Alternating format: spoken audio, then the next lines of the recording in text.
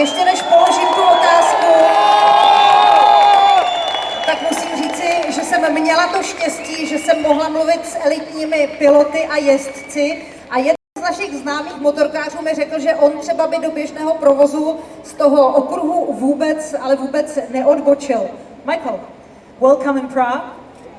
I was lucky enough to talk to several pilots and great drivers, and some of them actually told me that they will never ever leave the racing circuit because they'll be quite scared in the ordinary traffic. So is Michael Schumacher scared when he's driving like an ordinary man downtown? What do you think? I think you don't drive actually.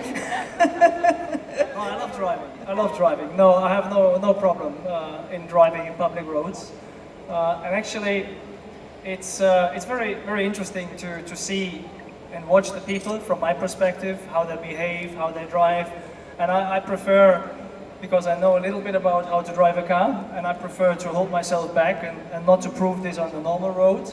But then, when I go on the racetrack, I try to prove my point. So I have no problem out with you guys. Well, then you're a very lucky man. Coming to the road safety, is there a message you would like to tell to people who gathered for you here?